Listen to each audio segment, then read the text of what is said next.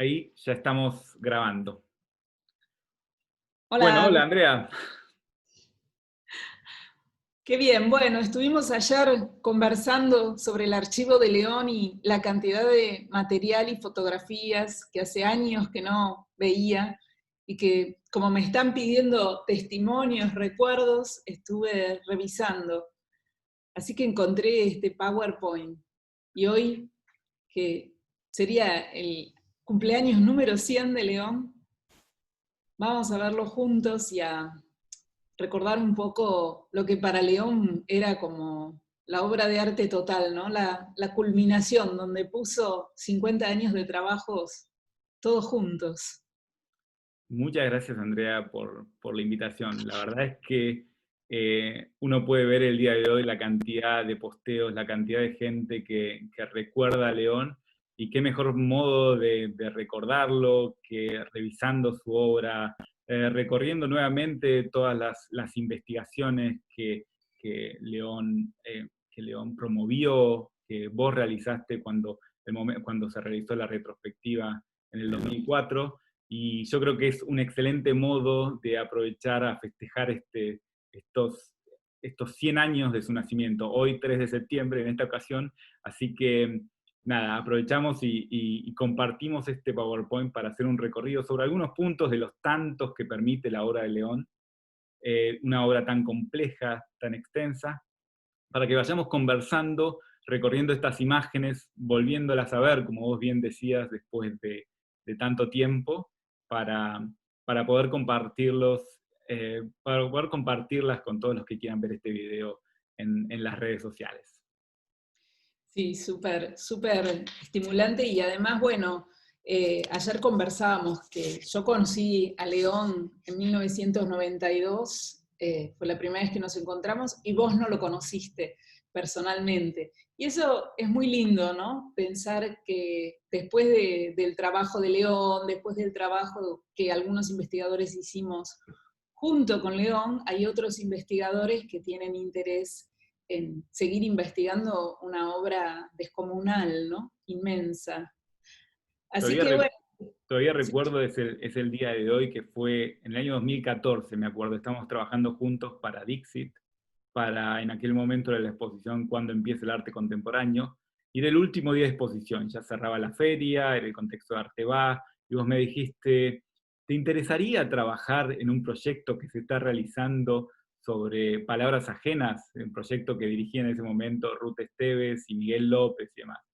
Y yo dije sí, como diciendo, bueno, encantado, es un proyecto que va a tener un principio y un fin, es una exposición en el 2017 con una muestra y demás.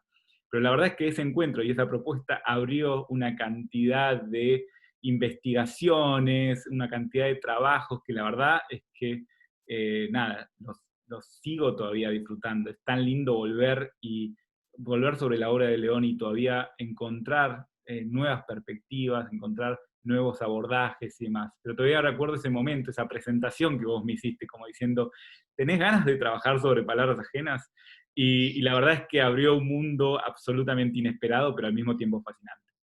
sí, claro, obviamente. Y para quien, bueno, se metió con la obra de León para tratar de entenderla, sabe que no es sencillo, ¿no? Entonces, bueno, tanto vos como Andrea Wine, Ruth Esteves en su momento también, eh, es como que dan una tranquilidad, saber que hay otras personas que se involucran con una obra que no se puede simplificar en lo que son generalmente los hitos comunes, ¿no? De la obra de León, como, bueno, el avión, Carta a un general, hay como lugares recurrentes, y es una obra que no se puede simplificar para nada eh, en dos o tres obras. Así que bueno, la idea de hacer esta charla era, bueno, recorramos la retrospectiva y cómo se fue organizando ese proyecto a través de las imágenes específicas que estuvieron en la obra, ¿no? Vamos a dejar de lado lo que fueron los escándalos, lo que fue todo el impacto mediático en este momento y nos concentramos en lo que se vio en las salas en esos 40 días que efectivamente la exposición estuvo abierta. Ya va a haber ocasión para centrarnos en esos escándalos, para centrarnos, para indagar y volver luego de tantos años al caso Ferrari. Pero justamente me parece que es una excelente ocasión para pensar eh, nuevamente, para ver de vuelta la retrospectiva. Y justamente ese es el punto con el cual sería lindo comenzar esta charla, como recorrer los nudos, cómo fuiste construyendo esa exposición. Porque nosotros, lo acabas de decir vos y lo comentábamos, entrar a la obra de León Ferraris, entrar a un universo complejísimo, un universo que tiene muchísimas vertientes, un universo que tiene muchísimas características, que son necesarios años y años de trabajo para lograr comprenderlas. O sea, incluso uno tiene la sensación de lo inabarcable, de algo que es un universo tan grande que nunca va a llegar al momento en decirlo, bueno, lo sé todo, es prácticamente imposible. Entonces, me imagino el desafío que debe haber representado eso al momento de plantearse hacer una retrospectiva de un artista con una obra de estas características. Sí, había detrás 12 años de trabajo, ¿no? Me voy a rescatar dos palabras, más que escándalo, libertad de expresión, creo que fue la palabra que condensó el debate en esos días, para verlo desde un lado más constructivo que el mero escándalo, ¿no? Como corregirnos nosotros mismos. Y por el otro lado, la verdad es que uno, cuando compartía el tiempo de trabajo y de amistad con León, tenía la sensación de que el día para León tenía 72 horas, porque hablaba con todo el mundo, hacía 300 millones de cosas simultáneamente, los emails de León mandándome documentación, comentando cosas, los llamados telefónicos, era como un día infinito, cada día de León, entonces es como imposible pensar que uno puede realmente abarcar todo lo que hizo León, ¿no? Y te decía que, bueno, la retrospectiva se hace en 2004, pero los proyectos nosotros los estuvimos presentando en el Centro Cultural Recorreta desde 1997. Y bueno, por un motivo o por otro, nunca se daba el tiempo exacto para una exposición como esta, hasta que Nora Hochbaum está en la dirección del Centro Cultural Recoleta y toma realmente la decisión de hacerla, ¿no? Y, y bueno, y un equipo increíble, el de Recoleta, con Erika Rubinstein, los nombres que recuerdo ahora, ¿no? Pero la verdad es que es increíble la cantidad de personas que se comprometieron profesionalmente y efectivamente con la exposición. Y Andrea Wine, que estaba, también era estudiante en la Facultad de Filosofía y Letras y empezó a trabajar en Recoleta, después empezó a trabajar ya con el archivo Ferrari, ¿no? Vamos a hablar un poco del archivo, que en verdad el archivo comienza también con la organización de los materiales para la retrospectiva.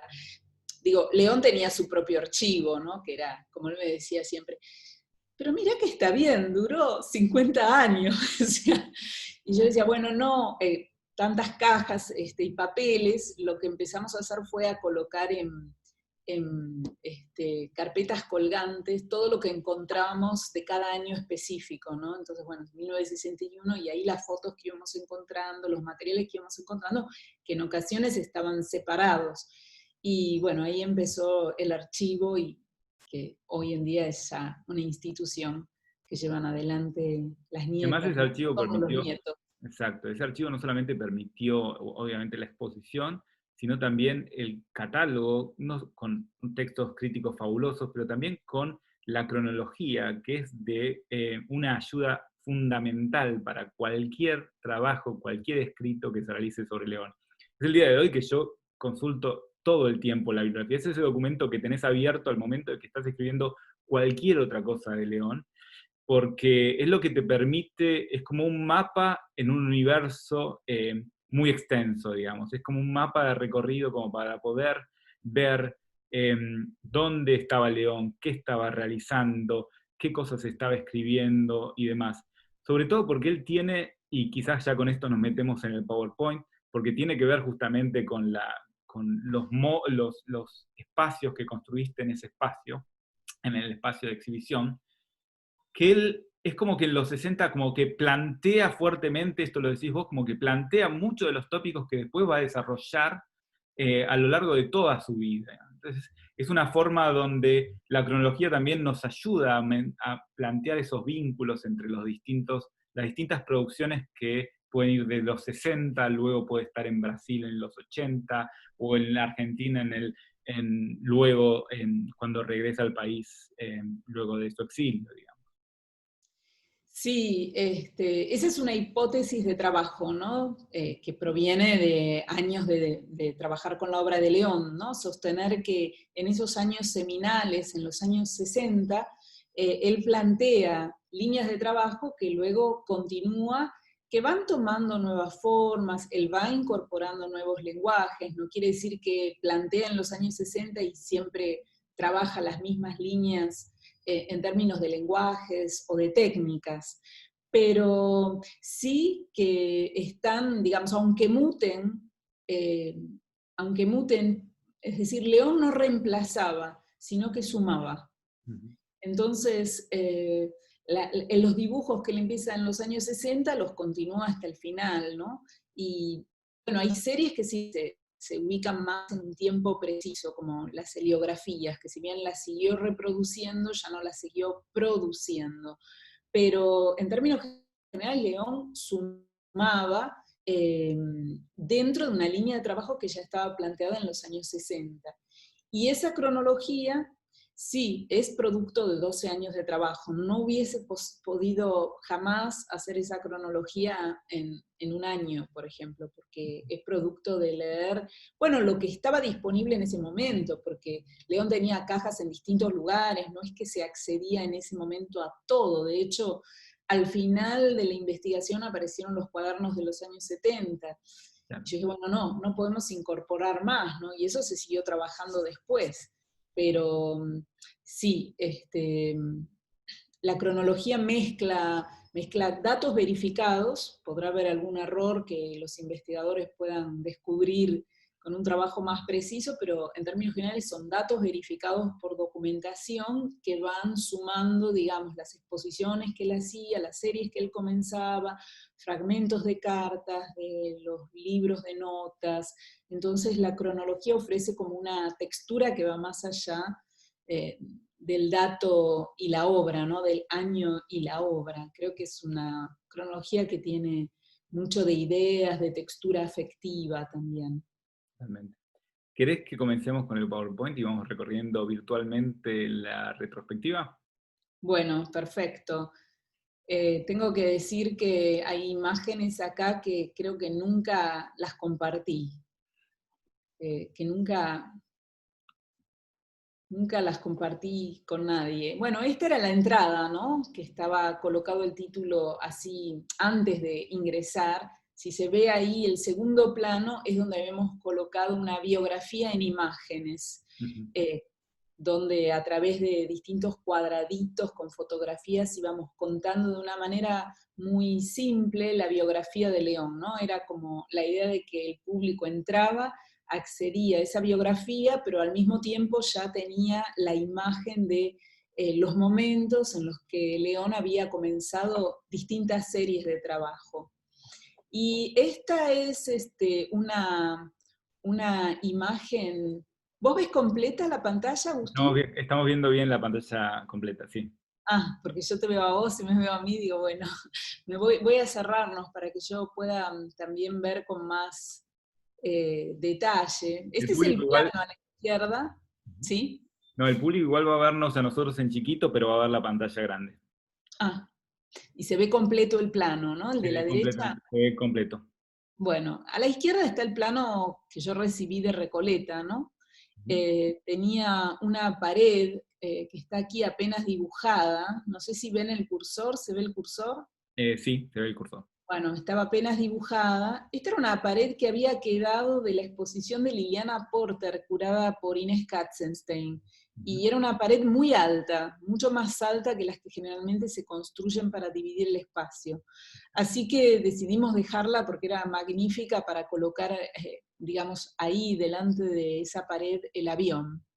Y bueno, este es el dibujo, hay dos dibujos del concepto, digamos, sobre el plano de la exposición, que esto es lo que nunca mostré, Pero aquí se ve, por ejemplo, entrando, ¿no? Aquí es donde estaba la pared que vimos recién, aquí es donde estaba la biografía en imágenes. Hay paredes acá que después no se hicieron, ¿no? Pero por ejemplo acá estaban las cajas de los años 60, las cerámicas, y todo este primer espacio de cronopios es lo que llamé el bosque de esculturas. Ahora vamos a ver imágenes, ¿no? Cómo estaban puestas las esculturas sobre pedestales blancos bajos.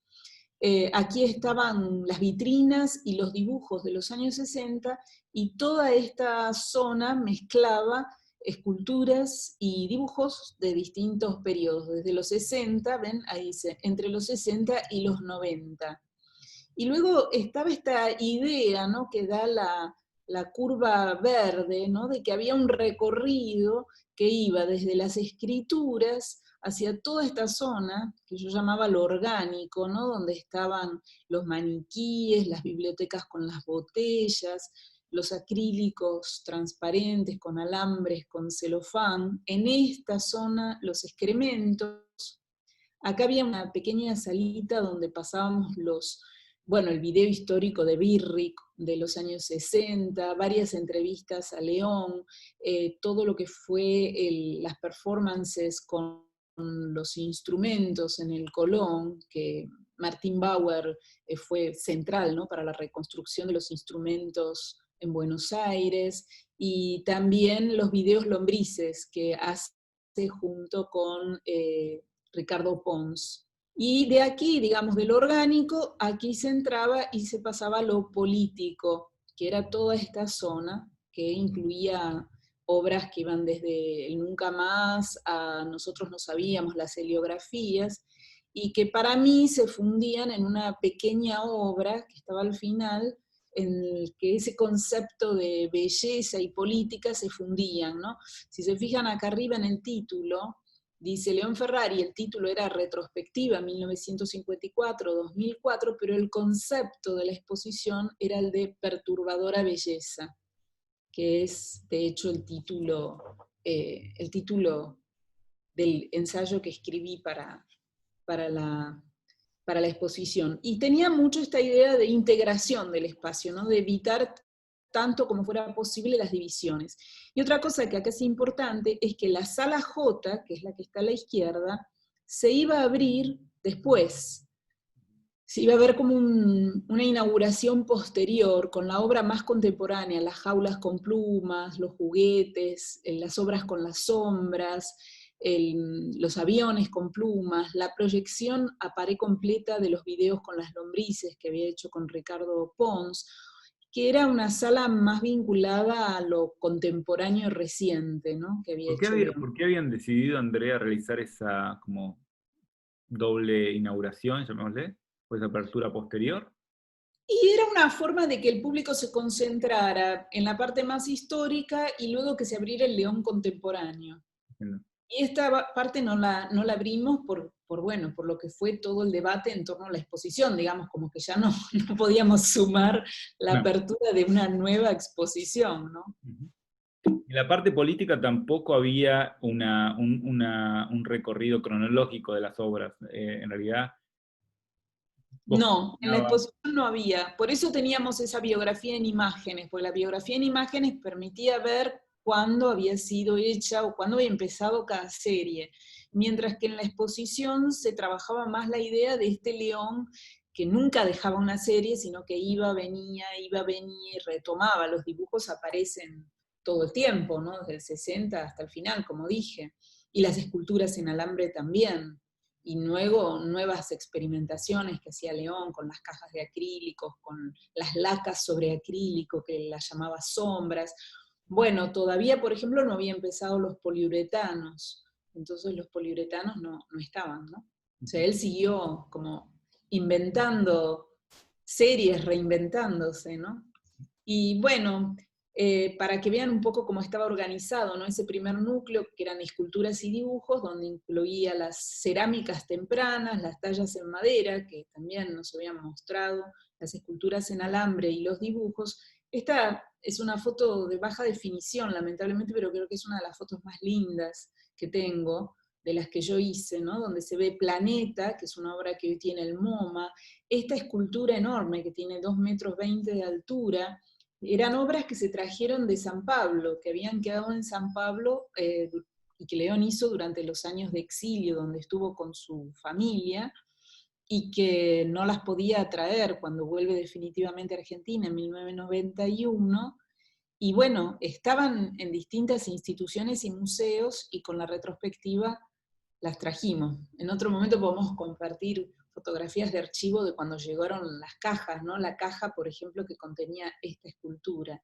Y lo que es muy bonito también es que acá se ve esa idea de transparencia, ¿no? Están todas las esculturas acumuladas, esa especie de bosque de esculturas, pero desde la entrada misma, desde la puerta, se veía el avión. Y esa sensación, digamos, de transparencia, que para mí fue muy importante, por eso dejamos abiertas las ventanas, ¿no? Que muchas veces estaban tapadas, nosotros las dejamos abiertas por dos razones. En primer lugar, para dejar que la luz natural jugara sobre las obras, y luego porque había obras con canarios, con pajaritos, para que tuvieran luz natural, ¿no? Y aquí, bueno, lo anecdótico también interesante que se ve en esta foto es que el avión estaba colgado muy alto. Yo no quería que nadie lo tocara, no quería poner cuerdas para que la gente se mantuviera a distancia. Entonces, cuando Méndez vino a colgarlo, les pedí que extendieran la mano para arriba y ahí empezaba el vértice inferior, ¿no? La punta inferior del avión. O sea que estaba altísimo. Y por supuesto que se perdía en ese espacio completamente.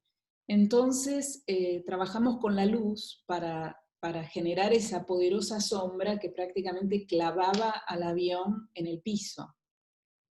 Y aquí se ve ya también en esta foto la primera vez que exhibimos como imagen palabras ajenas, ¿no? Que eran páginas del libro ampliadas y puestas en la pared.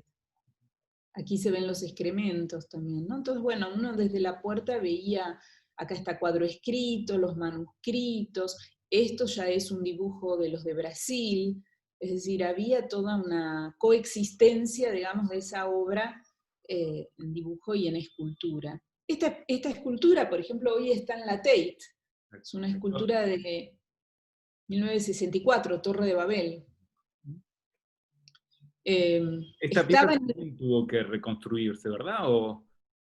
Sí, de hecho León me decía, está perdida, estaba en el balcón de un amigo, había quedado desde que León se fue encastrada en el balcón, hubo que sacarla con una grúa, y si uno se fija, aquí hay unas varas de metal, que es hierro, porque oxida, la escultura, el material es acero inoxidable, pero estaba completamente inestable, entonces León hizo una restauración, y puso esas barras de hierro. Después cuando se restauró para la Tate se sacaron esas barras porque eran como una interferencia visual y se estabilizó la obra de otra manera. Pero si se fijan también acá hay cajas de luz hay esculturas exhibidas como León pensaba que había que exhibirlas, que era con una base, con una caja de luz, ¿no? Con la luz desde abajo. Esta es del Museo de Arte Moderno, de Hombre, ¿no? De comienzos de los años 60, y luego ya pasamos a la zona política, ¿no? Donde estaba solo el avión. Solo el avión era en este espacio, ahí se ve muy fuerte esa sombra, y además como uno lo veía, ¿no? Lo veía desde abajo, era como una imagen súper dramática también. Y exhibíamos los documentos vinculados al avión, por ejemplo, esta imagen es la caja que desató el debate de la crítica en el 65, porque en verdad el avión se colgó en el Ditela, pero se sacó antes de la inauguración, eso es algo que no recordaba mucho, ¿no? Cuando empezamos toda la investigación a comienzos de los años 90, bueno, pues, pudimos ver que el avión en verdad no se había exhibido nunca. Y acá se ve de nuevo, ¿no? La caja de luz con los documentos y la reproducción de esas 4 páginas de palabras ajenas. Y estos son los videos con lombrices de León. De nuevo estaba esa idea, ¿no? Del anclaje histórico, del momento histórico, de la pieza, de su archivo, del campo, digamos, de obras que había hecho ahí entre el 65 y 67, pero al mismo tiempo, como desde esos años, desde el presente, desde el 2003, 2004, él seguía trabajando esa relación entre arte y política. Para los que quieren verlos con mayor detalle, esos videos están disponibles en el Vimeo de Ricardo Pons. Casablanca, están ahí, se pueden ver. Sí, sí, fue un extraordinario trabajo de dos artistas juntos, ¿no? Pons y León, con el concepto de la obra de León y la fabulosa cámara de Pons. Todas las fotos reconstruyen muy bien cómo cada uno de los espacios en realidad de algún modo estaba contaminado por los otros, contaminado en el buen sentido, que se podían ver como entre las paredes, entre los paneles, como no solamente cómo seguía la exposición, sino también los vínculos con obras que estaban en otros ejes en el espacio. Sí, sí, por ejemplo, este es un texto de dos capas, que era como el tránsito, es una escritura, y era el tránsito a la zona más política de la exposición, y desde acá se veía también la jaula con los pajaritos, ¿no? Que estaban haciendo su performance. Esta es una fotografía ya sacada de noche, por eso no hay tanta luz en este momento. Pero sí, y eso es algo que para mí en el montaje siempre es fundamental, ¿no? No soy muy partidaria de interferir con colores las paredes de una exposición, prefiero que las obras se expresen desde sus propias posibilidades, desde su fuerza, y también eh, jugar o dar lugar a la interacción entre las obras, ¿no? A la división estricta, sino al ángulo visual, que vos desde una zona temática podés ver otras. Eso es algo que me interesa siempre poderosamente, ¿no? No encerrar las obras en un cuartito, sino buscar que se logre una percepción de las relaciones entre las obras, ¿no? También, que no son cosas separadas. Ocurre también justamente con las obras de León, como en la Torre de Babel, por ejemplo. Uno puede ir a hacer el recorrido hacia sus trabajos vinculados hacia, bueno, los escritos bíblicos, etcétera, incluso las palabras ajenas, en términos de la Torre de Babel también como una construcción desde una pluralidad de voces también. Pero también uno puede ir a las obras de líneas, digamos, o sea, uno puede irse hacia distintas partes de los ejes que están planteados en la exposición, digamos. Es una obra que dispara muchos caminos, muchos recorridos de interpretación. Sí, sí, porque en Torre de Babel esta idea de lo colectivo, él en los manuscritos dice que la torre para él, digamos, que es una escultura, un objeto, pero que él la imaginaba realizada por muchos, Margarita Paxa, Pablo Suárez, y de alguna manera esa idea de obra colectiva es lo que también está en palabras ajenas, ¿no? Aunque lamentablemente no son las obras de los artistas y las artistas los que participan en ese diálogo imaginario, sino las voces del lado oscuro de la historia, ¿no? Es lindo volver a esta imagen porque, por ejemplo, acá están los abecedarios que hacen Brasil. Estas son esculturas de Brasil de los años 70, en tanto esta es de los años 60, ¿no? Y los dibujos también, este es un dibujo de ahí, de comienzos, fines de los 90, comienzos del 2000, y este es del 64. Entonces, bueno, esa coexistencia se daba con mucha fuerza, ¿no? En la exposición.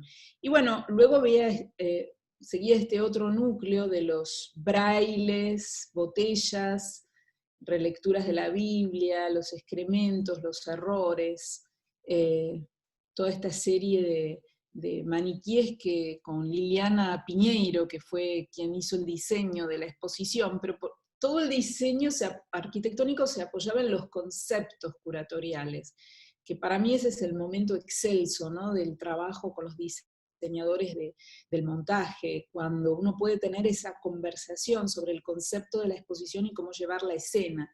Y ella diseñó esta especie era como un dispositivo semicircular que parecía que estos maniquíes estaban desfilando, ¿no? Desfilando en obras que, bueno, tenían que ver con la religión, o este otro maniquí donde había un texto de Borges, ¿no? Cómo cruzaba León siempre la literatura también, que lo vamos a ver después. Y acá se ven los excrementos, ¿no? Entonces era un núcleo donde estaba esta idea de lo orgánico, coexistía también con dibujos de los años 70, o sea, los dibujos seguían apareciendo, ¿no? Pero ya estos dibujos que él hace en Brasil, son dibujos como de crayón o de óleo en barra, ¿no? Que él hacía sobre poliestireno, que limaba, entonces eso permitía la absorción del pigmento, pero creaba al mismo tiempo esa sensación más orgánica en términos de materia, ¿no? Pictórico, un poco como si uno dijese, bueno, un expresionismo abstracto, minucioso, detallado, con muchas capas, transparencias, o estas cajas que sí, ya eran de los 2000, ¿no? Las cajas de acrílico con las flores adentro, y un cuento de Borges, El Inmortal creo que era, ¿no? Que está completamente escrito en la caja, y esta fue una de las obras que se destruyó durante la retrospectiva. Hablabas de un elemento que Bueno, hablabas de un elemento que también aparece mucho en la descripción que hacías de esos dibujos, que es la idea de lo táctil, ¿no? La idea de las obras de León cuando aparecen referencias a otros sentidos, por ejemplo, a la música, por ejemplo, al tacto. En el caso de los dibujos, que vos decías, la textura de esas obras, pero también los brailes, ¿no? La necesidad de tocar, en el caso de los brailes, el tocar y sobre esos cuerpos representados desnudos para leer esos textos que están escritos en braille. Sí, sí, totalmente. Lo sinestésico en León es fundamental. El cruce de las sensaciones, de los sentidos. Y de hecho, en la sala de las esculturas también estaban los primeros berimbau, ¿no? Que eran estas esculturas para hacer sonido, que tuvieron todo un desarrollo en Brasil. Pero sí, la idea original comienza en Brasil, de los berimbau, ¿no? Y ahí estaba puesto el que tenía León, que era como la obra madre, ¿no? La primera experiencia. Se habían expuesto previamente en el Colón los instrumentos reconstruidos y se habían hecho un concierto, o sea que esa parte estaba ya como cubierta con anterioridad, y durante la retrospectiva se colocaron en el patio de Malva, y León hizo la performance ahí, con bailarinas, con músicos, es decir, eso se fue enriqueciendo, ¿no? Y complejizando, porque además León era un fascinado por el experimentalismo, por conocer gente que incorporaba sus obras. Así que eso estaba sucediendo como simultáneamente, ¿no? Todas esas revisiones. Es interesante también la multiplicidad de experimentaciones que realizó León, que pueden ir desde, bueno, por supuesto, dibujos, esculturas, pero también el trabajo con los maniquíes, el trabajo desde arte por teléfono, por ejemplo, en el caso de Brasil, o por ejemplo, los electronic arts a través de emails, esos collages hechos con emails que él mandaba. Era como una continua exploración y búsqueda de nuevos recursos. Totalmente, y además trabajando con León, León te enloquecía en un sentido, porque él estaba produciendo cosas que te mandaba todo el tiempo, y si uno se coloca en el lugar de un historiador que está tratando, y curador, tratando de ordenar, digamos, esa inmensa trayectoria tan compleja, un artista que al mismo tiempo yo creo que la revisión de la retrospectiva como que a él lo incentivaba, ¿no? Lo movía a seguir explorando. Y, y bueno, él te seguía mandando. Y yo decía, bueno, ¿cuándo termino? ¿Cómo es la retrospectiva? ¿Cuándo termina? Porque este hombre, y de hecho, por ejemplo, la nueva transcripción eh, de cuadro escrito, porque había transcripciones que estaban equivocadas, así que bueno, así como un transcriba, como un monje medieval con la lupa, hice una nueva transcripción, y ahí aparece Alafia como el personaje femenino casi ficcional, y aparece la idea de que de que él estará en el futuro buscando los huesos de Alafia. Y bueno, y la revisión de ese manuscrito provocó una nueva serie en León que toma forma después, donde él trabaja con los esqueletos, ¿no? Con los huesos y los poliuretanos al mismo tiempo, los huesos atados. O sea que también la revisión que hacíamos para la retrospectiva, a él le impulsaba nuevas ideas, ¿no? Bueno, quería contar como anécdota que en este maniquí había una piraña.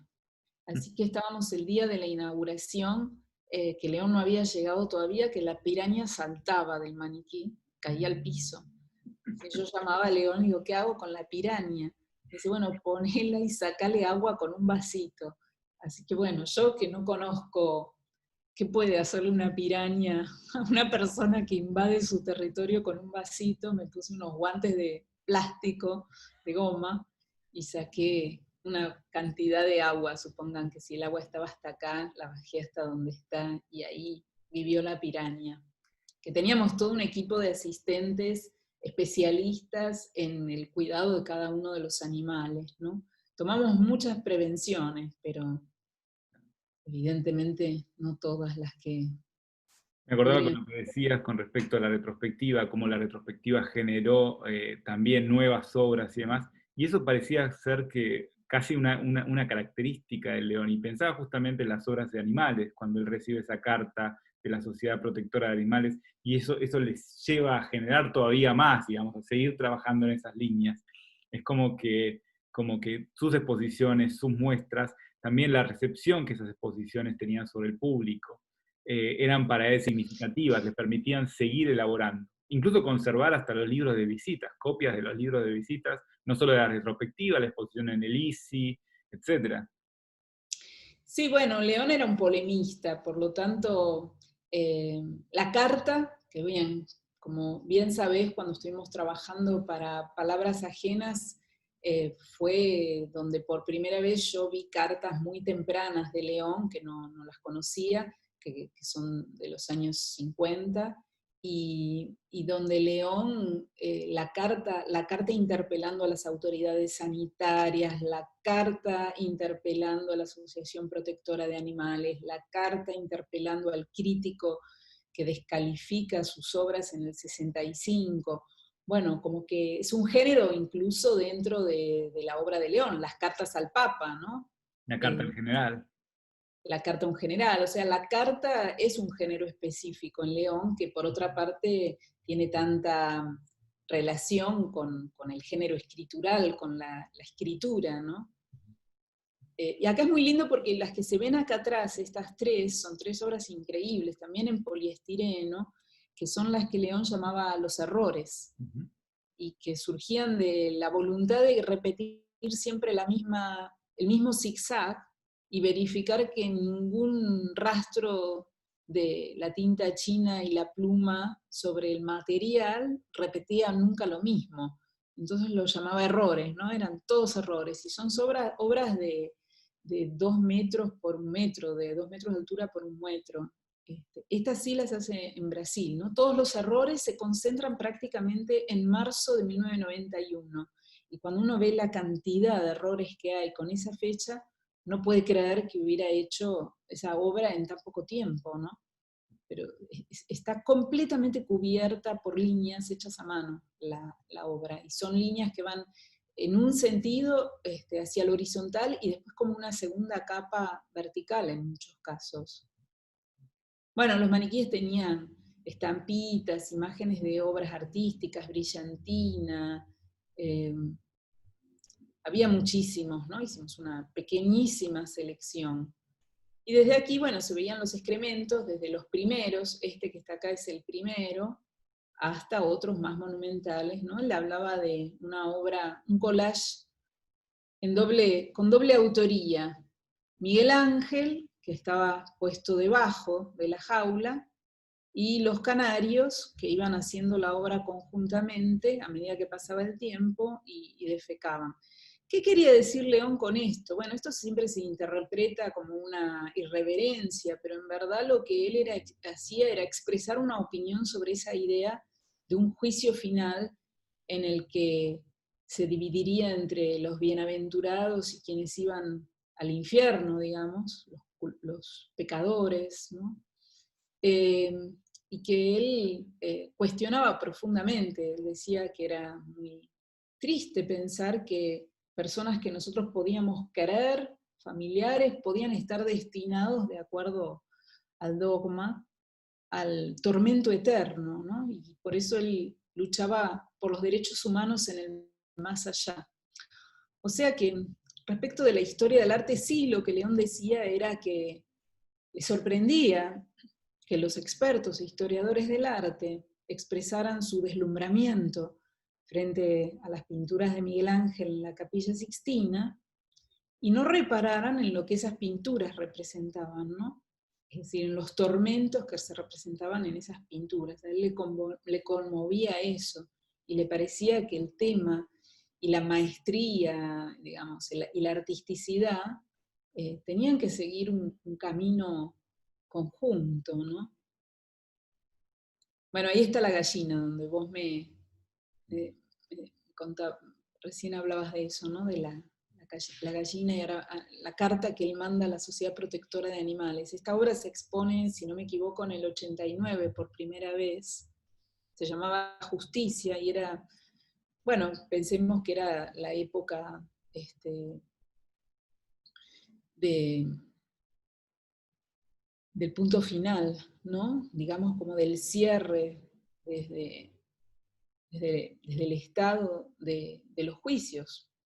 Y entonces él hace esta obra que es simplemente una balanza con esta gallina que, bueno, inclinaba azarosamente la balanza hacia un lado o el otro de acuerdo a cuál era el lado que recibía más excrementos de la gallina. Y el escándalo se centró no sobre el significado desde el cual él había propuesto la obra, sino en el hecho de que exponía una gallina viva.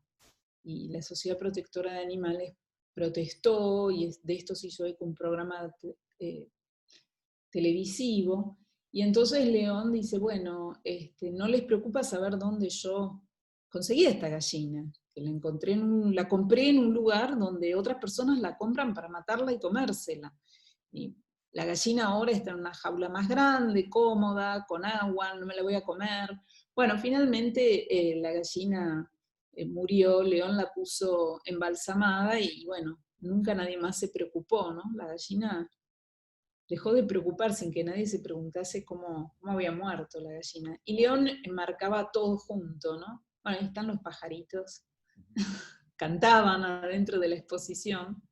Y acá ven, se ve, León enmarcó todo junto, ¿no? La fotografía original, la carta de la Sociedad Protectora de Animales, los insultos que le dejaron, la carta con la que él responde, donde dice, bueno, básicamente, cómo funciona la hipocresía, ¿no?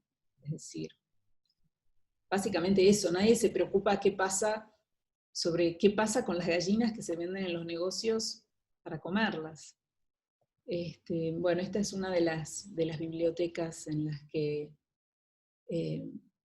se concentraron gran parte de los debates, que es sobre la conquista, ¿no? Sobre la conquista de América, la imposición de la religión, el catolicismo, y cada una de estas botellas plantea un tema vinculado, digamos, no un tema específico, sino que son imágenes visuales que cruzan la idea de violencia, religión y violencia, ¿no? Y civilización. ¿Qué es la civilización? Quizás esta es la gran pregunta, como en el avión, ¿no? Que se llama la civilización occidental y cristiana.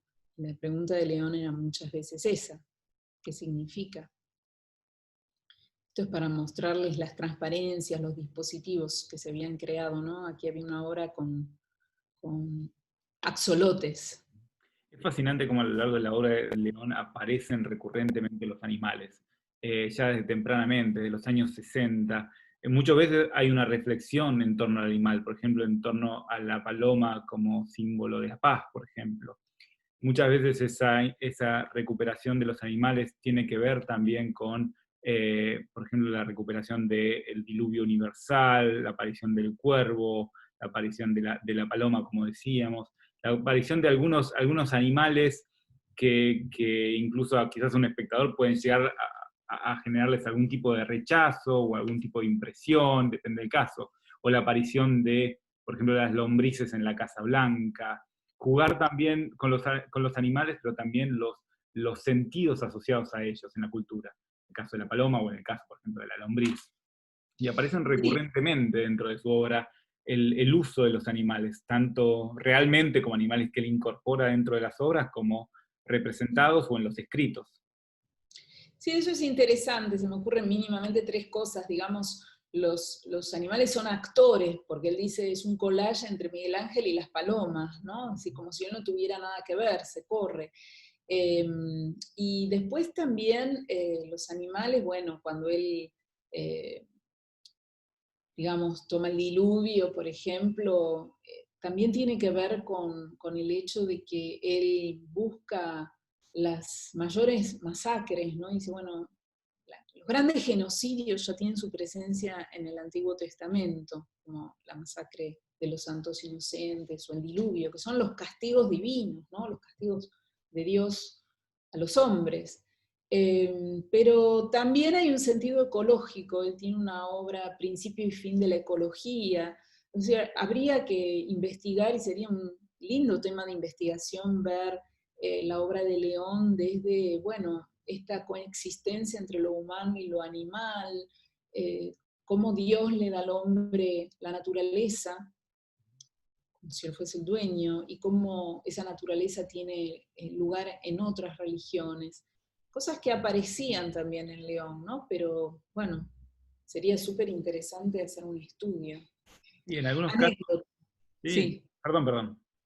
No, ¿qué me ibas a decir? No, que en algunos casos pensaba, por ejemplo, en la Basílica, donde gran parte de las citas que él toma son del texto de Guillermo Enrique Hudson sobre el paisaje pampeano y la naturaleza pampeana, por ejemplo. O pienso también en el final de Palabras Ajenas, donde hay esa especie de vinculación entre la peste, el diluvio y las inundaciones que los Estados Unidos estaban provocando en el Río Rojo en Vietnam, digamos. Hay una especie de asociación entre ambos, y es la conclusión de Palabras Ajenas con la repetición de esa palabra arroz, porque lo que se inundaban eran los arrozales y lo que provocaban era la hambruna.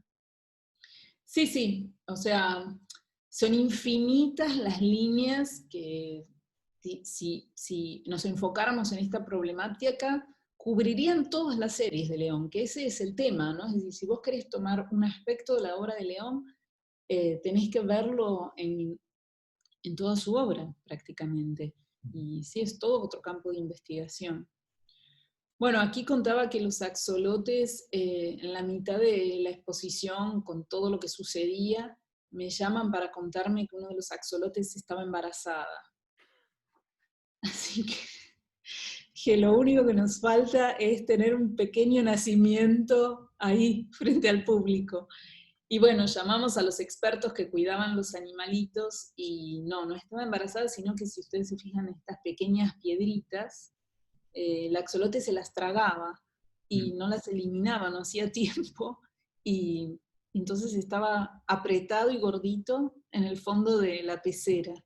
Así que bueno, hubo que cambiar todas las piedras por otras más grandes y se fue limpiando y desembarazando. Bueno, habíamos colocado los brailes, como vos decís, bien interesante todo el tema de los brailes, sería otra serie para trabajar en forma específica, ¿no? Porque León partía de un poema de Borges, ¿no? Y de esa idea de Borges escribiendo un poema de amor cuando Borges ya no podía ver.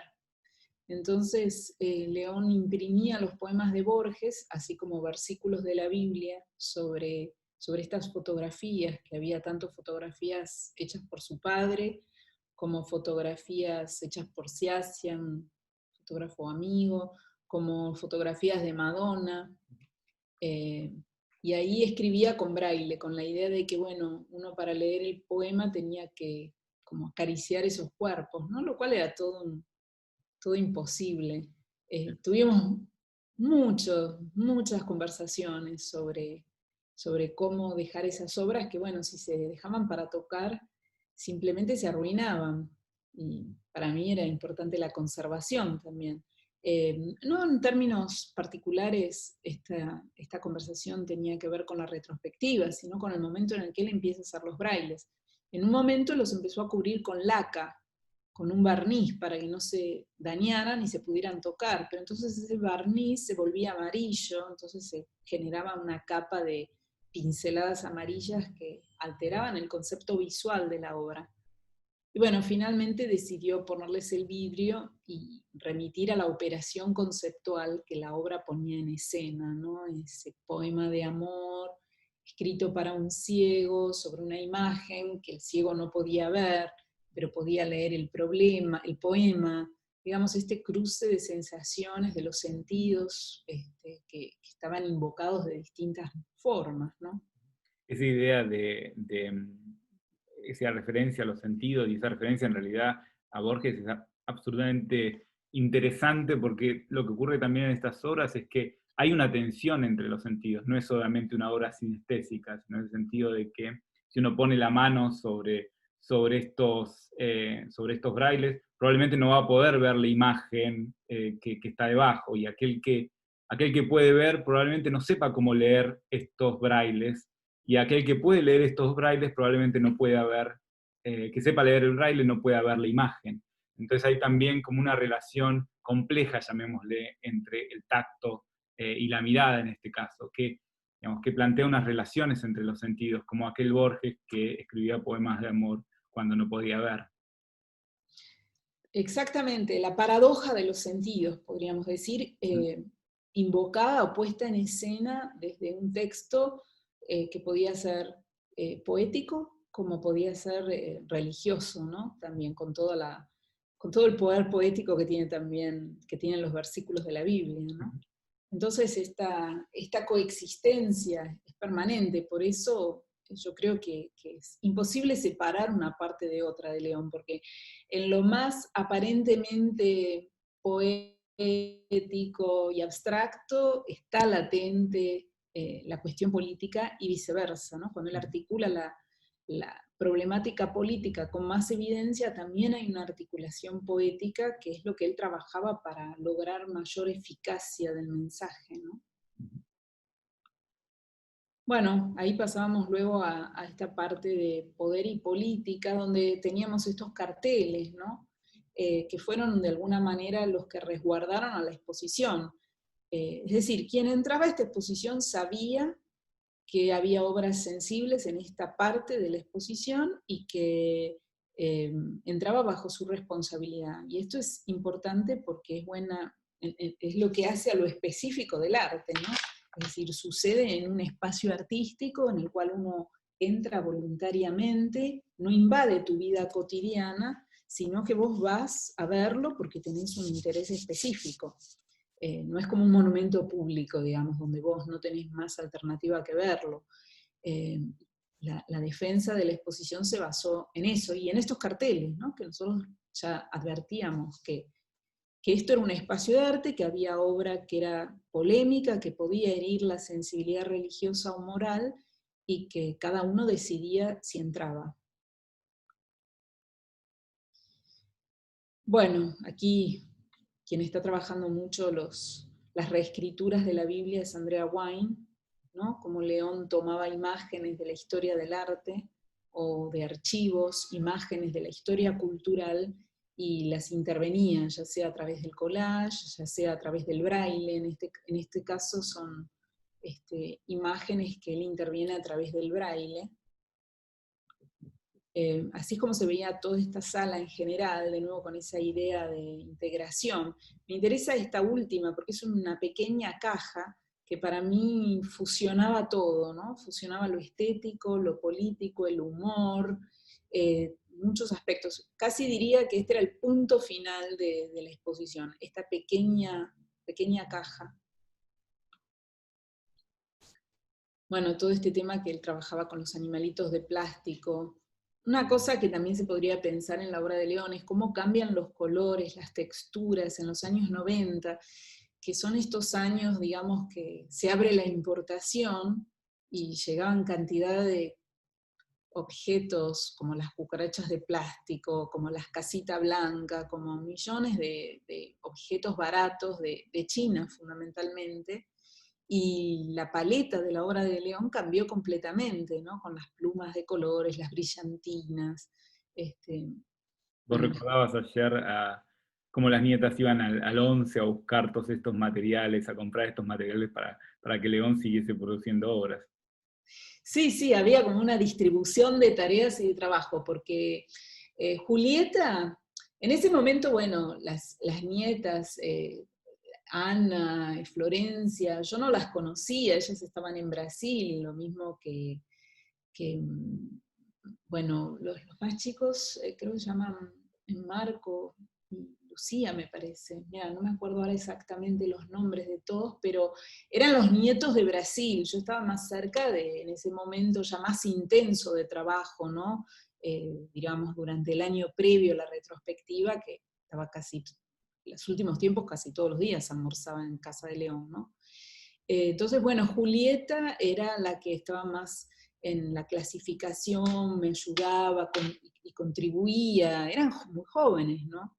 En la clasificación era la que llevaba todo lo que eran papeles, y Maiten era la que León le dejaba las listas de lo que tenía que ir a comprar al 11, ¿no? Y las listas eran geniales, León ponían 100 ovejas, 500 cucarachas, 8.000 flores, y Maiten iba al 11 y compraba, y a veces ella le traía cosas que veía que él no le había pedido, lo cual también generaba esa relación rica, ¿no? Entre la mirada de una joven que iba a hacer compras y le traía algo que al abuelo le podía servir para su obra y cómo León lo usaba después, ¿no? Y Paloma estaba de viaje en ese momento final más intenso. Era muy joven. Bueno, esta idea, ¿no? Del imperialismo, ¿no? Y lo militar, representado a través de esas cucarachas de plástico, que eran como obras con un humor también, ¿no? Bueno, en esta zona de política estaba planteada esta relación entre poder, ¿no? Poder y violencia. Y poder estaba pensado también como esta relación, digamos, cómo el poder se dirime, actúa, se articula en un campo de fuerza. Entonces estos ajedrez, ¿no? Estos tableros, ¿no? Donde se vean los gatitos y a las ratitas.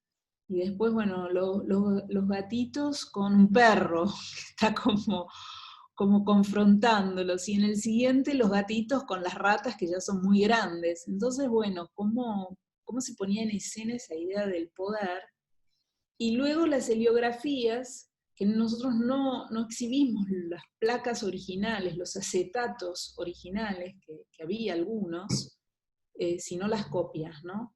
Y también para mí era importante que fueran copias dobladas, porque estas eran las copias que León mandaba por correo, por lo tanto son un ejemplo de arte postal mural, porque digamos, iban dobladas en el sobre y después se abrían y eran estas grandes obras. Entonces para mí el doblez era muy importante, y en esa idea del pliegue y del doblez también subyacente en el concepto curatorial estaba para mí toda la reflexión sobre el pliegue y el doblez que había desarrollado Nelly Richa en Chile, en relación con la obra de Eugenio Dittborn, que también eran murales postales, ¿no? Muy distintos.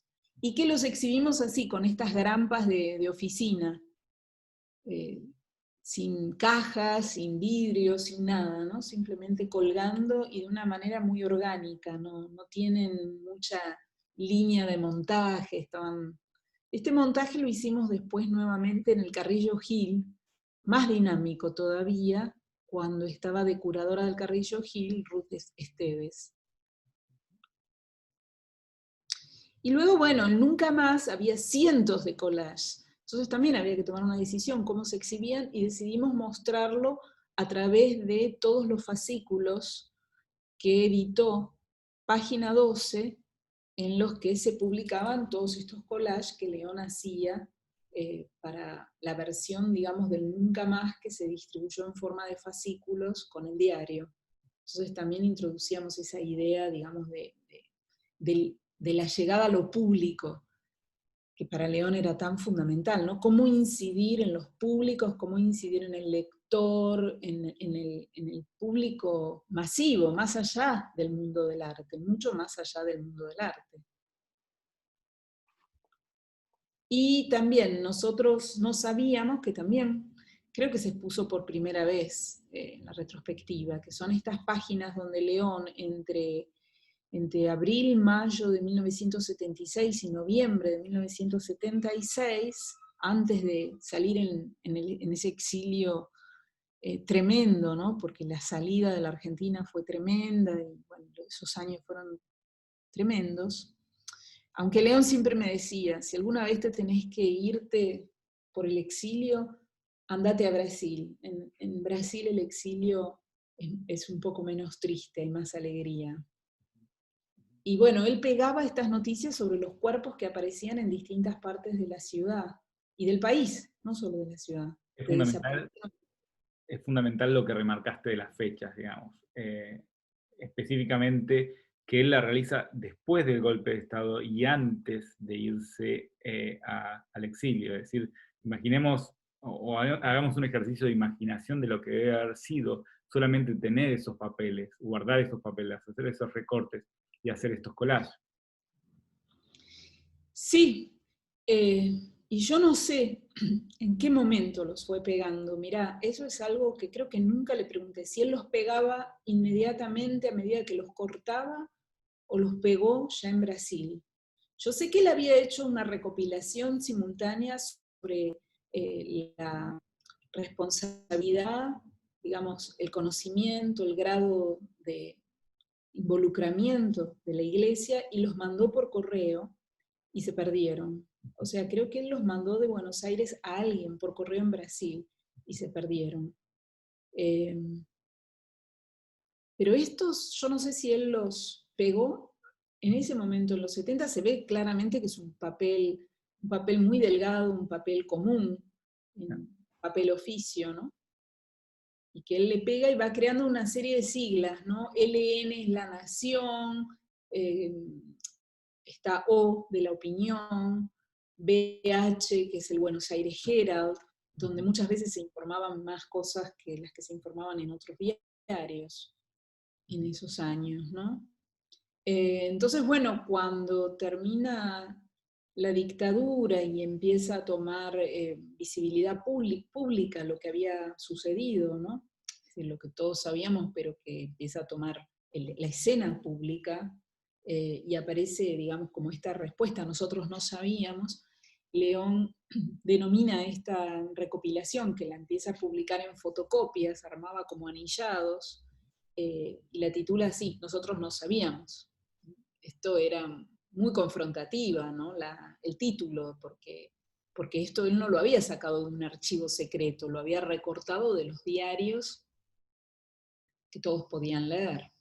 Es una operación que él lleva adelante ya en el 68 con Tucumán Arde, ¿no? El trabajar sobre los artículos periodísticos yuxtapuestos, y como yuxtapuestos, ese principio del montaje, del collage, generan un nuevo sentido, un estallido del sentido.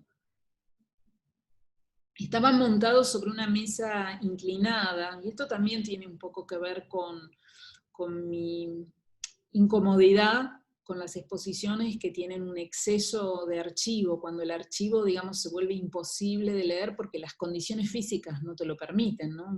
Una mesa horizontal te permite ver algunas cosas, pero si uno se quiere tomar el tiempo, se quiere involucrar, es muy difícil en la visualidad que te propone una exposición acceder a tanto texto. Si bien no estaban, son más de 100 las páginas y no estaban todas, eran algunas, pero estaban puestas en una mesa inclinada y unos banquitos donde uno se podía sentar y, digamos, no se tenía que agachar, sino que estaban más cerca del lector, es decir, se imaginaba al espectador como un lector en este caso. Otra cosa que es importante de la retrospectiva es que ninguno de los textos que están colocados en las paredes es texto curatorial.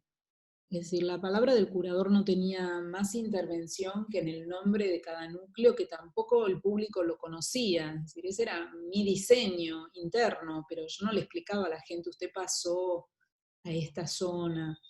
Estos eran todos textos de León. Todos los textos de pared eran citas de textos de León.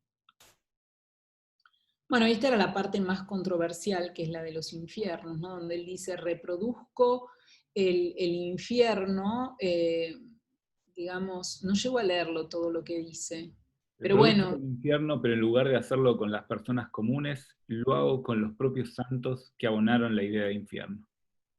bueno, estas son frases de León, ¿no?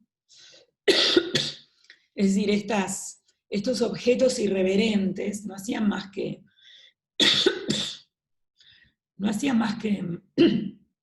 reproducir.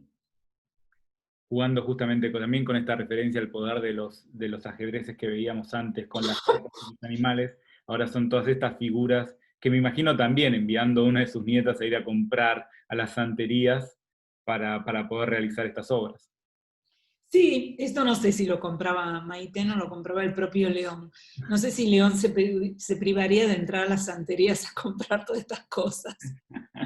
Me lo imagino ahí este, eligiendo. Y también, bueno, Eshu, digamos, él mezclaba santos de otras religiones. Pero esto es lo que es importante, y nosotros para que fuera claro, aunque por supuesto no se entendió, nosotros colocamos los collages pintados por el Giotto, por los grandes artistas detrás, como para que se viera, que, por ejemplo, que esta imagen de las personas en un caldero, que León de alguna manera reproducía con la sartén donde metía los santos, no era más que esta idea de León, ¿no? Decía, el reproduzco los tormentos que se imaginan para las personas con los santos que abonaron las ideas del infierno. O sea, la idea de León no era la burla, la idea era, bueno, fíjense qué horror, ¿no? Qué espanto, y lo hago con estos elementos que introducen el humor, como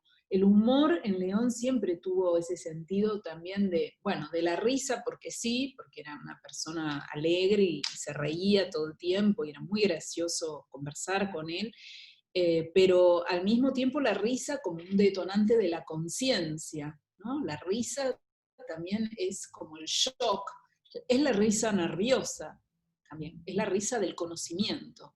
Eh, Aquí uno podría pensar en el libro sobre la risa de Burukua, ¿no?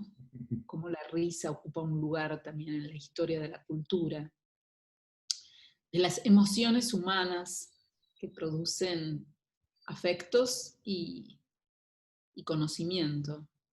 Bueno, esta obra para mí era increíble. Estas obras, ninguna de estas obras estaba expuesta por primera vez. Todas las obras de la exposición habían sido exhibidas.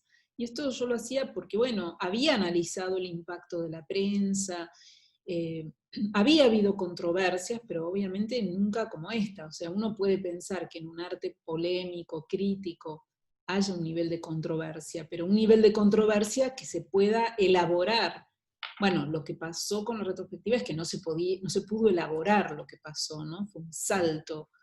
Pero, por ejemplo, esta imagen donde León corta la cabeza del Cristo de yeso y la pone al lado, ¿no? Con los ángeles del Apocalipsis detrás, es tremenda.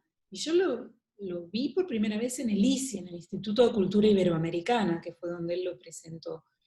Les pregunté, ¿cómo hiciste? Porque, digamos, para alguien que creció en una cultura católica y de la imagen, es como un salto imposible. Y él me acuerdo que me contestó, me llevó 50 años hacerlo, poder hacerlo, ¿no? Y bueno, y eran formas muy confrontativas contra el infierno y la idea de pecado y de castigo eterno. Y bueno, desde este cuartito, que era una de las, un cuartito sí abierto, pero muy pequeño, ya se veían los mimetismos atrás, que eran estas fusiones, ¿no? Entre las imágenes y esos como impresos, ¿no? De tela que remitían a la guerra, o simplemente, como él decía, las cosas lindas, ¿no? Las flores. Y las cajas con las flores, cajas que tenían flores, que tenían cucarachas, que tenían avioncitos de guerra. Y acá, bueno, ya hacemos, te paso Acá la si querés, posta, claro, Carlos. acá si querés hacemos un salto y luego del recorrido a través de toda la retrospectiva, lo que fue el proceso de investigación, las hipótesis y la puesta en el espacio de este universo de obras, Y pensamos en incluir el cuadro escrito, porque a mí me gustaría hacerte una pregunta sobre una hipótesis que vos tenés, que tiene que ver con que cuadro escrito y los escritos de León de los años 60 han sido muchas veces interpretados como obras vinculadas o relacionadas al conceptualismo o al arte conceptual, ¿no? Y vos proponés todo otro eje de investigación o indagación sobre esas obras, que me gustaría si podés extenderte sobre esa explicación vinculado en cambio al surrealismo. Nosotros algunas cosas ya estuviste anticipando, vemos al León trabajando sobre, bueno, por supuesto utilizando el collage, utilizando los diccionarios, un objeto que fascinaba a los surrealistas, utilizando esas palabras raras que aparecen en el diccionario, por ejemplo. Pero me gustaría, si podés comentarnos sobre esta idea de vincular estas piezas con el surrealismo. Sí, bueno, la pionera, digamos, en cuestionar la idea de un conceptualismo copiado por América Latina y proponer la idea de una estrategia conceptual presente ya en el arte de América Latina, antes de que, digamos, se generalizase el uso de la palabra conceptual, que uno puede pensar que con Kossuth, a través de los textos que publicaba Kossuth, ¿no? Había obras que entrarían dentro del estatuto de lo conceptual, que tiene que ver con esa idea de que la obra no se representa, sino que se describe, ¿no? Y que incluso puede ser una instrucción simplemente como para que cada uno se haga la obra.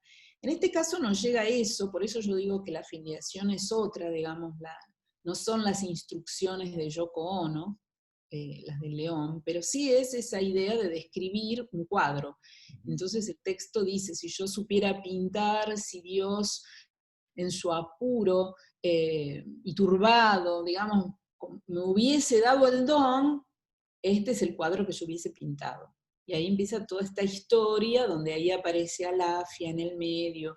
Él habla de esa búsqueda de los huesos en un cajón, como muchos años más tarde, y termina diciendo que, bueno, que no hizo el cuadro porque Dios, cuando él le llegó el turno, como si él estuviera en la fila, esperando que Dios lo toque para darle el don, Dios andaba con las manos entretenidas entre los valles y nalgas de Alafia, y no quiso sacar la mano, digamos, ¿no?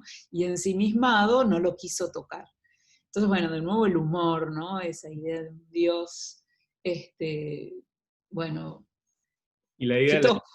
y también de algún modo lo que charlamos hace un ratito sobre los brailes, la relación entre el tocar y lo visual. Como no lo tocó, no pudo realizar la pintura.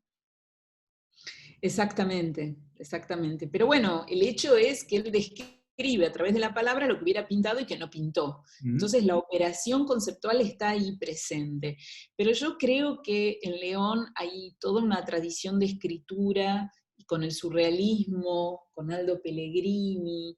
Él, de hecho, las maderas, por ejemplo, las toma de un escultor cuya obra aparece reproducida en el libro de Pellegrini, en la compilación que publica en 1961, creo, ¿no? De textos del surrealismo. O sea que ahí había una relación con la escritura y que yo la veo más en una trama de contactos con escritores como Cortázar, con el boom, con la escritura, con lo barroco latinoamericano, porque si uno ve la visualidad de este dibujo es hiper barroco, digamos, muy difícil visualizar las palabras y al mismo tiempo es barroso, ¿no?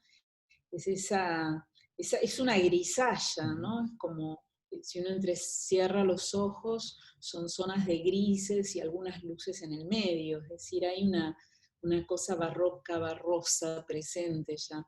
Entonces creo que digamos, lejos del conceptualismo analítico y lingüístico, la obra de León está mucho más, digamos, casi podría decir espiritualmente, intelectualmente, vinculada a esa tradición. Exactamente. Si querés, podemos concluir, ya llevamos bastante tiempo, podemos concluir charlando un poco sobre Palabras Ajenas, que fue un proyecto que como les comentaba, es el proyecto con el cual yo entro a León, un año después del fallecimiento de León me toca comenzar a investigar sobre palabras ajenas. Nosotros trabajamos juntos en ese proyecto que dio lugar a la exposición en el 2017 en el RedCan en Los Ángeles, que, bueno, que por supuesto también participan Ruth Esteves y Miguel López. Y me gustaría como concluir hablando un poco de la exposición de palabras ajenas y que conversemos sobre la obra de palabras ajenas, porque en toda tu exposición apareció muy claramente la importancia de los trabajos de archivo para realizar eh, la retrospectiva. Es decir, la retrospectiva surge de 12 años trabajando con León, revisando su archivo, recuperando, planteando nuevas lecturas a partir de una relectura de esos documentos que vos pudiste recuperar, que pudiste ordenar, digamos, del archivo de León Ferrari, y obviamente el intercambio que vos tenías con León Ferrari. Y en ese sentido, Palabras Ajenas plantea un nuevo contexto, porque es un contexto donde León ya no tenemos para hacerle las preguntas a León, la infinidad de veces que a mí me habría gustado preguntarle cosas a León sobre palabras ajenas, pero también buscó, digamos, continuar ese legado de trabajos de investigación sobre la obra de León que planteen justamente o que surjan justamente a partir de análisis profundos, detenidos sobre la documentación con la que contamos y obviamente buscar nueva documentación para plantear nuevas lecturas. Entonces, nosotros en ese 2014 comenzamos a trabajar sobre esta obra. Para los que quizás no conocen de qué se trata Palabras Ajenas, voy a hacer una mínima descripción. Se trata, algo anticipamos, de un gran diálogo, tiene más de 3000 citas, de distintos personajes históricos, pero algunos también personajes tomados de la literatura, los cuales León va tomando frases textuales y va combinando esas frases textuales para organizar este gran diálogo que en la introducción nos dice es un diálogo para ser representado. Fíjense que hay cosas que aparecen, que ya hemos visto que aparecen reiteradamente en la obra de León, la utilización, obviamente hay muchas referencias a los textos en la prensa, hay muchas, hasta el sistema de notación, luego también aparece en el Nosotros no sabíamos. Y no es Sí, casualidad, exacto. claro, y no es casualidad tampoco de que la tapa sea la tapa del avión. Es decir, por lo que sabemos, digamos, León comienza a trabajar fuertemente en palabras ajenas, luego que ha ocurrido en 1965 el suceso del avión, que él quiere exhibir el avión y Romero Brest le pide por favor que retire el avión de la exhibición en el Ditela. Entonces hay como un contexto de, creo que está muy vinculada la historia del avión con la historia de palabras ajenas. Son historias casi diría paralelas, tanto en las representaciones, hasta casi te diría en el final, digamos, el momento en que León se va al exilio y guarda en el mismo lugar los papeles de esta cantidad inmensa de recortes que había construido a lo largo del 65, 66 y 67, en el mismo lugar donde él había guardado el avión, según nos cuenta en una entrevista a Fernando García. Pero Y estos no se conservaron, ¿no? Esos papeles. los papeles de palabras ajenas no se conservaron, solo tenemos unas fotografías de esos papeles que conservó y que tomó su hijo Pablo, que están puestos en un armario, todos los papeles, son infinidad, imagínense la cantidad de trabajo, de horas, y la continuidad que de ese trabajo durante tanto tiempo recuperando todas estas citas de distintas fuentes. Y es Para interesante. contarte una cosa, lo ayudaban a traducir Alicia. Alicia lo ayudaba a traducir muchas cosas de otros idiomas también. Y no sé si no estaba Blanca también, la hermana de Alicia. O sea que esta idea de lo colectivo y la empresa familiar, digamos, o el trabajo familiar compartido siempre existía también. Y también hay otro elemento que aparece, que vos mencionabas bueno, ese interés por cómo influir en el público, cómo generar algo, la cuestión de no solamente la comunicación de una postura o la comunicación de un discurso, sino de la eficacia, de generar algún efecto en ese público.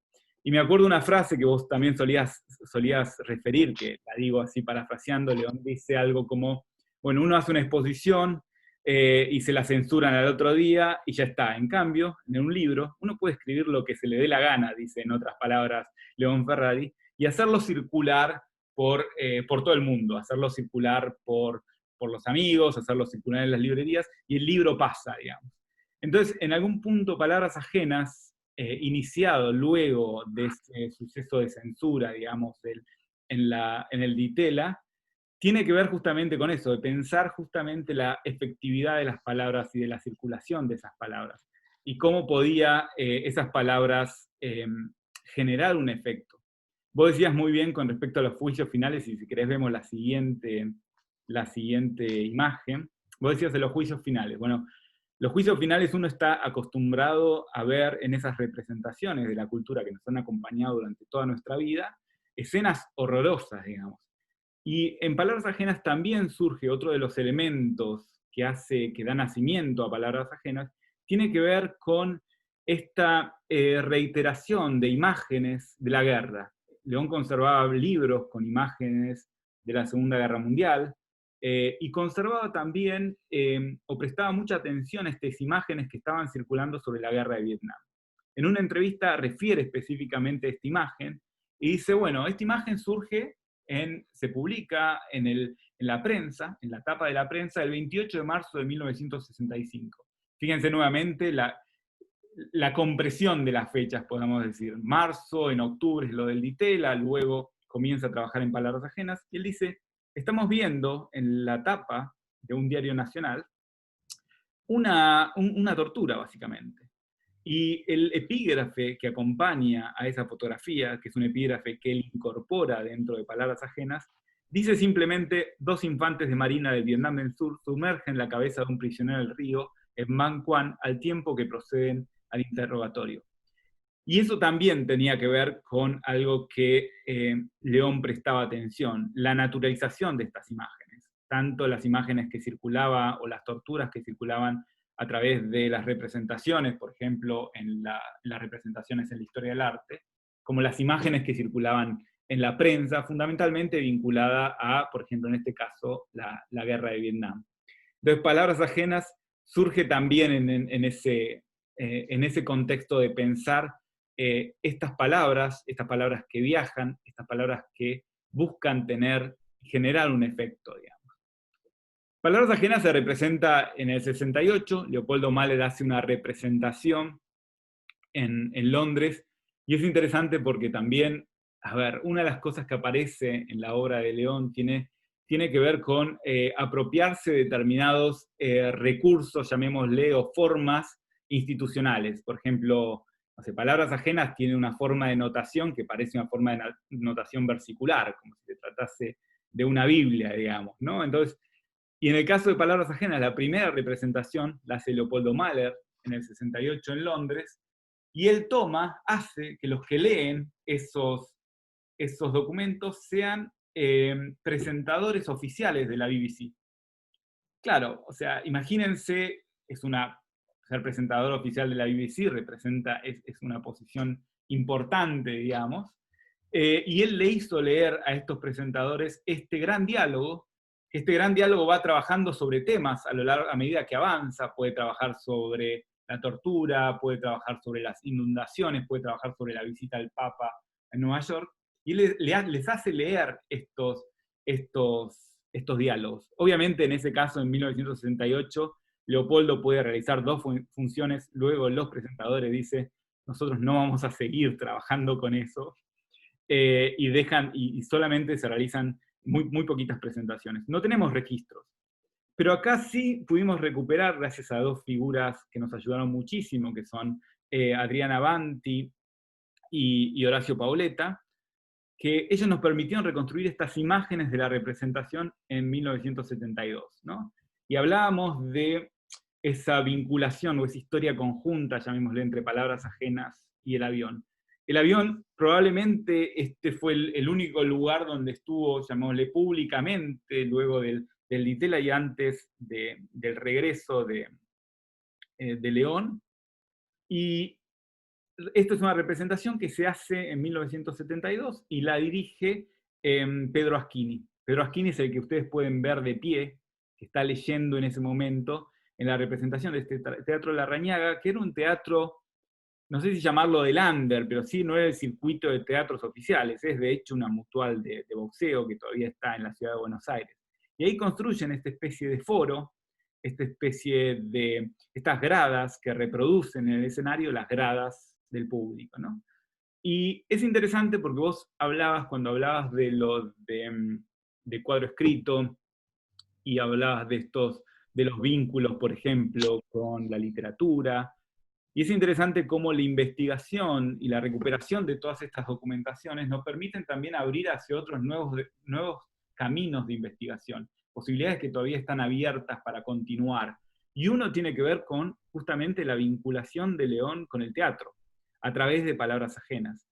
Uno puede decir, bueno, es una obra que surgió solamente de León, pero hay un contexto de teatro que está trabajando también sobre el teatro documental, con la recuperación de frases o la recuperación de personajes históricos y llevados a escena para enfrentar sucesos contemporáneos, para enfrentar cuestiones que tengan que ver, por ejemplo, en este caso, con la guerra de Vietnam, ¿no? Entonces hay un contexto de análisis que tiene que ver con esos vínculos que van más allá de la escena de las artes visuales y nos llevan hacia la escena del teatro. Y si querés vemos la siguiente, y esto es uno de esos documentos que obviamente cuando estás haciendo investigación te fascina encontrar, ¿no? Esto es básicamente el libro de palabras ajenas con todas las anotaciones vinculadas a la representación. Es decir, llamémoslo de un modo poético, cómo esa palabra escrita cobró vida en el escenario, cómo fue adaptado ese collage literario en el escenario en 1972. Específicamente, este es el ejemplar que tuvo Ricardo Paoletta, que era uno de los que veíamos en la fotografía, y cómo fue adaptando Pedro Asquini la representación, la escritura de palabras ajenas, este gran diálogo para representarlos en el teatro en La Rañaga. Entonces, ese creo que es todo un camino cuando hablamos de investigación, cuando hablamos de todos estos trabajos de estudios, de plantear hipótesis, de pensar esos vínculos, por ejemplo, con la escena teatral. Ni siquiera sabemos dónde se encontraron Pedro y León, no sabemos si fueron el Tela, no tenemos esa información. Y la siguiente tiene que ver con otro recorrido, que creo que también entra en vínculo con lo que vos comentabas con respecto al surrealismo, ¿no? Es decir, palabras ajenas entra llamémosle, en espacios de circulación, ¿no? Espacios donde se presenta, donde León envía ejemplares, a quien le hace leer palabras ajenas, que está también vinculado con el ámbito de la literatura latinoamericana. Y ahí es otro campo fascinante de exploración. Puse solamente estas dos imágenes para mostrar dos casos muy puntuales. Palabras ajenas se presenta en 1967 en un lugar que se llama el Teatro del Altillo. En ese teatro en realidad existía una editorial, que es esta editorial, The Angel Press, que era básicamente una editorial vinculada a la literatura, sobre todo publicaban muchos poetas. En este ejemplar de esta revista que se llama Arte y Rebelión, que es un ejemplar único de 1965, publica, por ejemplo, un gran amigo de León y uno de los grandes lectores de palabras ajenas, como es Cortázar. Entonces, León presenta en el Altillo palabras ajenas, es decir, presenta en un lugar, palabras ajenas en un lugar muy vinculado a los intercambios, los debates, vinculados justamente a la literatura latinoamericana. En este lugar se presentaban también ediciones, se vendían también, es una librería donde se vendían ediciones que no eran conseguibles en otros lugares. Y a su vez ellos tenían vínculos, por ejemplo, acá se encuentra todo lo que es los registros del primer encuentro de poetas que es en el 64 en México, que estaba también, fue organizado por El Corno Emplumado, otra publicación conocida, etcétera, dentro del círculo de los intercambios en la literatura latinoamericana. Y o sea que el libro se presenta como libro también. El libro se presenta como libro, no se presenta como una obra de teatro, digamos. Claro. De hecho, lo que sí hace León es llama a un actor para que lea partes del libro. Y se presenta en este espacio que era un espacio de la literatura, de circulación de literatura, digamos. No lo presenta, lo podría haber presentado en el Ditela en el año 67, en el CAB, lo podría haber presentado en una galería, lo presenta en un espacio vinculado a la literatura. Y de hecho, este es un lugar también, la primera publicación de Palabras Ajenas, luego digamos, del libro en sí de Editorial Falvo, aparece un extracto de Palabras Ajenas en este libro, que es un libro en realidad que compila poesías sobre Vietnam, ¿sí? Poesías de anti-Vietnam. Y él recibe una carta a León Ferrari en los 60 diciendo, bueno, queremos incorporar Palabras Ajenas y traducirlo en Estocolmo con un conjunto de otros escritores latinoamericanos. Quizá, y esto es solamente una hipótesis, podemos pensar que luego de ese conflicto en el Instituto de Itela, quizás es la búsqueda también de otros espacios de circulación, de otros espacios de eficacia para la palabra, buscar esos otros lugares, esas otras revistas vinculadas a la literatura para que reseñen palabras ajenas y demás. Son todas lecturas que surgen, vamos a la siguiente, que surgen desde la investigación que estuvimos realizando, y creo que también abren la infinidad de entramados posibles que la obra de León permite, la infinidad de relatos, la infinidad de nuevas perspectivas. Y ya para concluir, este es un relato, un recorrido que también me parece que es una línea de análisis súper interesante entre todas las que estuvimos conversando, y tiene que ver con las reapropiaciones de parte, por ejemplo, de los sectores más reformistas de la Iglesia Católica de las obras de León Ferrari. Entonces, por ejemplo, en el caso de Palabras Ajenas, hay una carta fascinante que León recibe, que se conserva en su archivo, de un profesor de un colegio jesuita, que le dice, yo quiero representar Palabras Ajenas en mi colegio. Y probablemente la carta de respuesta de León es absolutamente tan fascinante de lo que le genera eso a León, como diciéndole, pero usted sabe de lo que yo estoy escribiendo, ¿Usted leyó este libro verdaderamente? ¿Usted lo quiere representar? No pudimos encontrar si esa obra, si Palabras Ajenas se representó, esto es año 1968, pero me parece fascinante porque quizás ese sea el primer registro que tenemos de estas reinterpretaciones de la obra de León por parte de los sectores vinculados, por ejemplo, a la teología de la liberación. Y acá hay un caso que me parece que ilustra muy bien ese proceso, que tiene que ver cuando en 1973 se publica el disco de la Misa Criolla, el rock de la Misa Criolla de Ariel Ramírez, y en la tapa tiene el avión, tiene la civilización occidental y cristiana. Y si uno abre, tiene una imagen que ya la vimos en la retrospectiva, la vimos en el juicio final de Miguel Ángel. Es un detalle del juicio del condenado en el juicio final de Miguel Ángel. Otras ediciones de este disco, por ejemplo, uno lo abre y se expande el avión completo.